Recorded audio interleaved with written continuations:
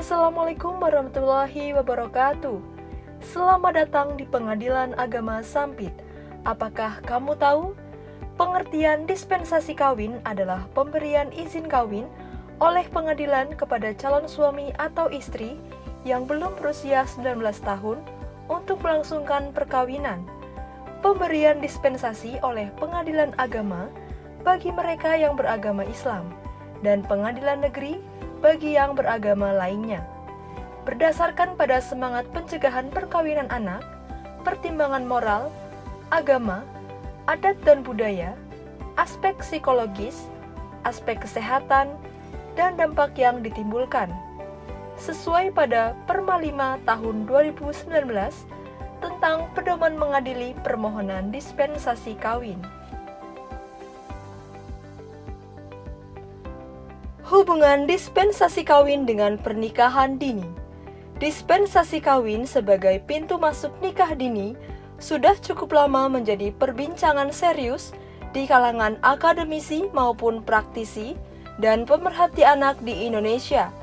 Dispensasi kawin bagi hakim di pengadilan agama ibarat buah simalakama. Jika dikabulkan, membuat seolah dispensasi kawin sangat permisif dan mencederai Undang-Undang Nomor 16 Tahun 2019 tentang perubahan atas Undang-Undang Nomor 1 Tahun 1974 tentang perkawinan. Tetapi jika ditolak, apalagi yang mengajukan calon pengantin perempuannya sudah berbadan dua, maka perlindungan hukum kepada perempuan tersebut seolah ditinggalkan. Perempuan tersebut tidak jadi menikah.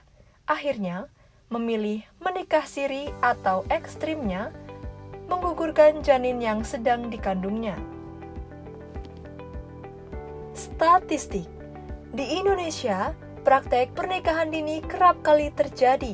Berdasarkan riset, Indonesia berada di peringkat 7 sebagai negara presentasi tinggi angka pernikahan dini di dunia.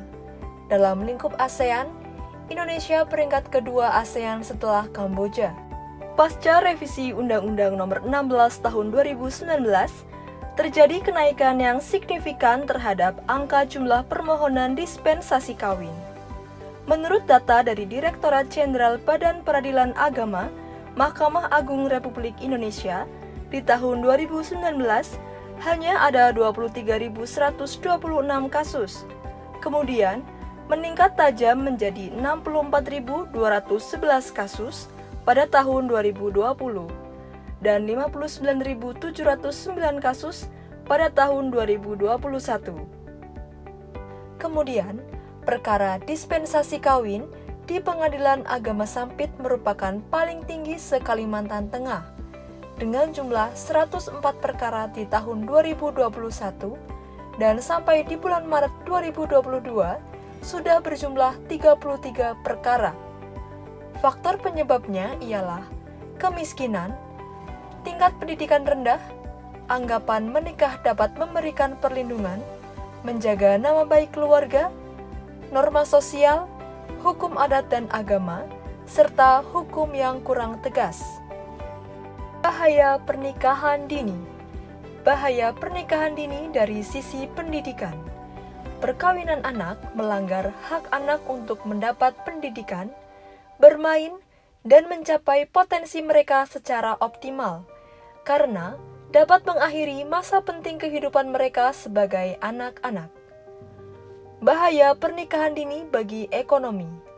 Pernikahan dini menyebabkan rendahnya capaian pendidikan yang berdampak pada partisipasi kerja dan jenis pekerjaan yang mereka dapatkan, sehingga mempengaruhi pendapatan. Bahaya pernikahan dini bagi kesehatan. Dampak bagi kesehatan ibu, wanita yang menikah dini dan hamil dapat mengalami masalah seperti kurang darah atau anemia, persalinan lama atau bayi tidak segera keluar, pendarahan, keguguran, stunting, dan kematian pada ibu. Dampak bagi bayi. Bayi yang dilahirkan oleh perempuan yang hamil pada anak memiliki resiko kesehatan yang lebih tinggi. Bayi juga memiliki resiko lahir prematur, berat badan lahir rendah atau BBLR, dan kurang gizi. Kekerasan dalam rumah tangga. Penelitian menunjukkan bahwa pengantin anak memiliki resiko mengalami kekerasan fisik, seksual, psikologis, dan emosional, serta isolasi sosial. Bahaya pernikahan dini dari sisi sosial masyarakat, diantaranya rentan perceraian dan isolasi sosial atau mengurung diri. Peran pemerintah. Maka dari itu, disinilah sinergi pemerintah dan masyarakat perlu digalakan. Buang jauh sikap reaktif kuratif. Dalam kasus pernikahan dini, pendekatan antisipatif preventif tentu lebih diutamakan. Ada beberapa hal yang bisa kita tempuh dengan mengandalkan kegiatan lintas sektoral, masyarakat, pemerintah, dan para LSM perlu bersinergi.